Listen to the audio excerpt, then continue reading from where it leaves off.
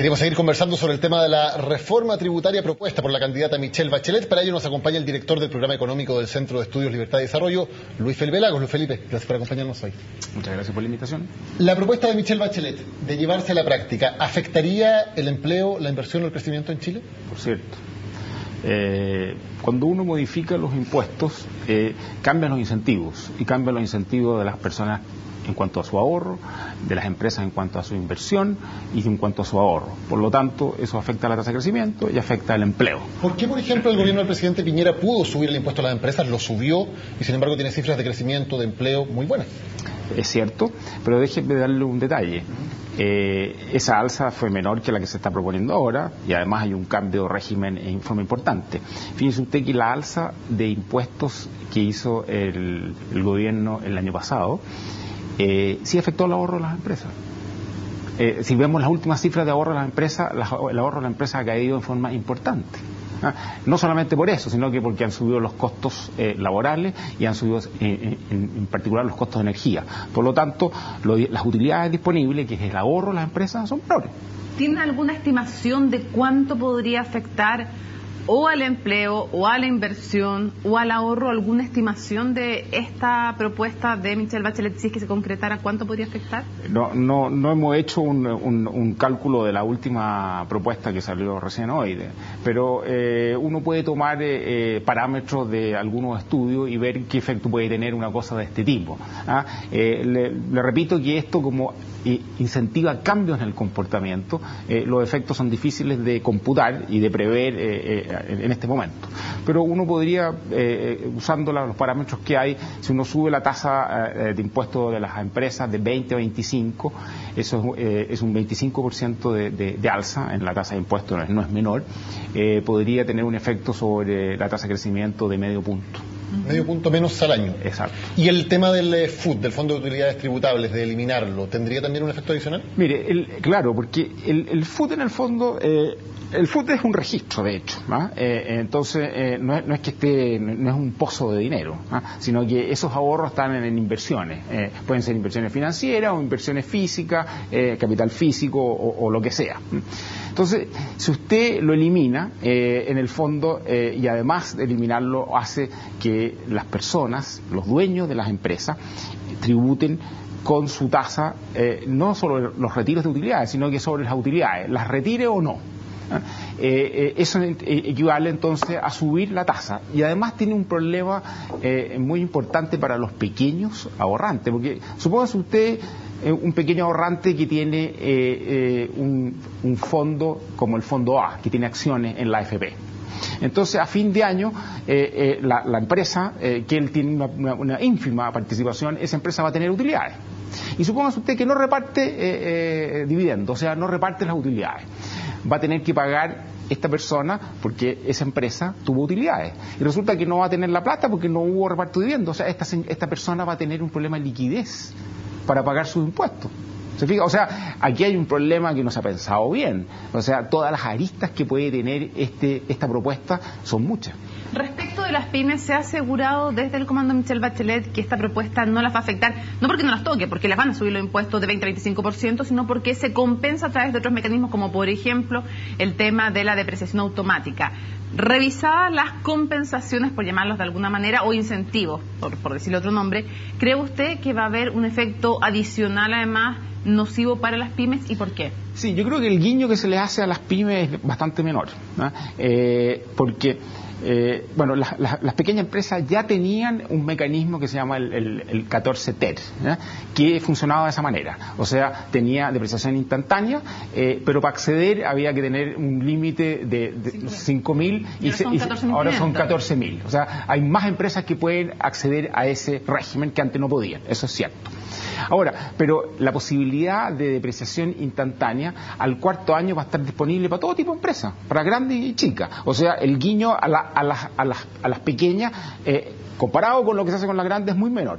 Y lo segundo que usted me pregunta, la depreciación instantánea, hay que entender bien, está diseñada para activos fijos, para capital fijo, o sea, construcciones, maquinarias. Ahora, no toda la inversión hoy día de una economía moderna se hace en maquinarias y equipos. Uno puede tener, por ejemplo, en el medio que ustedes trabajan, todo lo que es la tecnología de información. A lo mejor hay muchas ideas o procesos nuevos y poco activo, puede funcionar con una pequeña instalación. Entonces, el permitir depreciación instantánea solo en ese tipo de activos es bastante limitado. Pero se lo pregunto en otra forma. Aparte del tema de la depreciación instantánea, se ha dicho desde el comando Michelle Bachelet que cuando se haga la raya para la suma final, las pymes van a pagar menos impuestos. ¿Usted les cree o no? Bueno, no es claro, porque se eliminan dos mecanismos que tenían ahora que eran variantes de opciones para pequeñas empresas, que se eliminan. Dos, se le sube la tasa a 25, retiren o no retiren. Y tienen este mecanismo de depreciación instantánea, pero que solamente sirve ¿para qué? Para el pequeño empresario que se compra una camioneta, entonces esa la puede depreciar.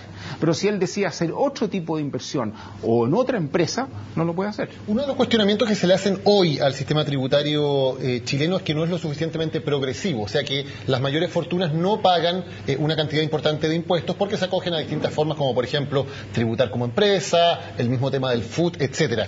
¿Con estas medidas se subsana en algo ese problema? Mire, el problema es el siguiente, y que va en la dirección de la equidad del sistema. En los sistemas que tienen base ingreso, ¿no? O sea que las personas tributan sobre los ingresos y las empresas sobre las utilidades. En el caso de Chile, el impuesto que pagan las empresas es un adelanto del impuesto personal y por lo tanto es un crédito para su impuesto, ¿no? Porque los dueños de las empresas son las personas. En esos sistemas siempre hay un dilema. ¿Cuál es el dilema? El dilema es que si uno lo hace más progresivo, o sea, pone tasas más altas, castiga la eficiencia del sistema, o sea, castiga el ahorro, castiga la inversión y castiga eventualmente el crecimiento. Entonces, es un dilema que tienen esos sistemas. ¿Y esta propuesta va en la dirección de ser más progresiva, lo que puede tener sus dificultades también, como usted dice, pero va en esa dirección o no? Teóricamente está diseñada para eso, pero en la práctica no sabemos, porque los impuestos tienen una peculiaridad. Usted los pone en un lado, pero al final no sabe dónde terminan los efectos. Hay que mirar el mono completo, ¿ya? Es como el equilibrio general cuando uno va al médico internista. Mira, ¿no es cierto? Usted le duele la cabeza, pero a lo mejor proviene de otro lado o tiene efectos en otro lado. Aquí es lo mismo. Usted sube los impuestos y puede al final esto perjudicar la equidad. ¿En qué sentido? En que si usted debilita la tasa de crecimiento, debilita la creación de empleos y en particular en las pequeñas empresas, puede terminar con menores empleos y con salarios más bajos. No necesariamente el capital va a ser el que va en el fondo a pagar el impuesto. Usted nos dijo efectivamente que la reforma hecha por el presidente Sebastián Piñera o el ajuste según otros hecho por el gobierno de Sebastián Piñera sí afectó el ahorro, por ejemplo. Usted tiene como demostrarlo desde su perspectiva. Pero al parecer no afectó el empleo, porque siguieron creando empleos y bastantes. De hecho, el gobierno se jacta de eso. Mi pregunta es si con el monto que pagan hoy las empresas de 20%, ¿están en el límite de lo que pueden aportar sin afectar el empleo específicamente? Mire, ¿Están como al límite? Déjeme decirle una cosa. Generalmente se dice que las empresas en Chile tienen una tasa muy baja, 20. Si uno la compara con los países, ¿no es cierto?, que nos comparamos ahora, que como somos miembros de la OECD, efectivamente hay algunos que, la mayoría tiene tasas más altas y por ahí unos que tienen más bajas, como Irlanda, por ejemplo, ¿no? Y hay algunos que tienen tasas similares o que se están moviendo a tasas similares. Pero si uno quiere medir la contribución que hacen las empresas al pago de impuestos, entonces vamos a medirla de esta forma: la recaudación que proviene del impuesto que hacen las empresas como porcentaje del tamaño de la economía, que es el PIB. Chile está en el tercer lugar. ¿Cómo dirían ustedes? ¿Cómo es factible? Cuando con tasas bajas se recauda tanto. Porque los países de la OECD, y en particular los países ricos, tienen muchas exenciones. O sea, usted está en este sector, bueno, entonces tiene un tratamiento especial. Si usted está en este otro, tiene un tratamiento especial. Es que ahora, eso voy. Por lo tanto, el punto es, están en el cogote con el 20%, están aportando mucho, entonces a lo mejor sí, ¿cierto? Depende cuál va a ser el efecto sobre inversión y por lo tanto sobre crecimiento económico, y de ahí vamos a sacar el efecto sobre empleo. Ha dicho Joaquín Lavín, del comando de Pablo Longueira, que esta reforma sería una especie de Transantiago tributario. Desde un punto de vista más técnico le pregunto, ¿es posible hacer una comparación con un desastre de política pública como fue en su momento ese? Bueno, yo entiendo la frase de Joaquín Lavín de esa forma, de que fue una política, el presentaba una política pública mal diseñada, que no se pensó lo suficiente y no se, en alguna manera no se internalizó todos los efectos que podría tener. Y en ese sentido entonces lo dice, porque aquí estamos subiendo, esto no es un cambio menor. Estamos cambiando el régimen, estamos aumentando en 8.000 millones, la recaudación en Chile el 2002 fue más o menos 45.000 millones de dólares, lo estamos aumentando más o menos en 14%. ¿No le parece exagerada la frase entonces? Me parece que una forma coloquial de decir, oiga, cuidado, porque aquí podemos estar de alguna manera lesionando de forma importante el crecimiento económico y el rendimiento que ha sido muy bueno en la economía chilena en los últimos 30 años. Perdón, lo que pasa es que el Transantiago fue definido por el presidente Sebastián Piñera y por otros miembros de la centroderecha como la peor política pública de la historia reciente de Chile. Entonces, cuando uno lo compara, esta propuesta de Michelle Bachelet con el Transantiago, estaría diciendo que podría ser esta propuesta una de las peores políticas públicas de la historia reciente. ¿Así de grave sería la cosa para usted?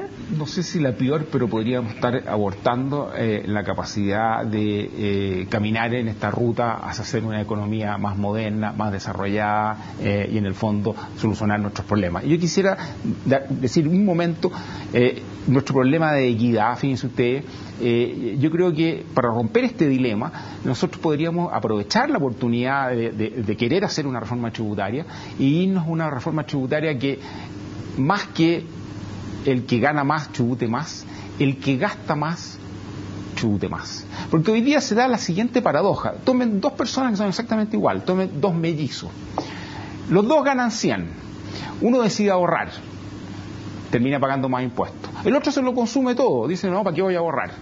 Paga menos impuestos. O sea, hoy día se castiga el ahorro y en particular el ahorro de las personas. Entonces, mucha gente dice, como las personas, ¿no es cierto?, las estamos castigando, en cambio las empresas sí tienen esta posibilidad de diferir impuestos si es que no retiran utilidades. Entonces, matemos esto.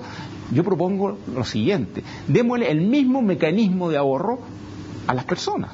Que las personas en el fondo tributen y a una tasa progresiva que podría ser 40, incluso podría ser más si ustedes quieren, pero al consumo. Pero cuando ahorren, no les cobremos impuestos. Luis Felipe Lagos, gracias por haber estado con nosotros en Resumen Ejecutivo de CNN Chile. Gracias a ustedes por invitarme.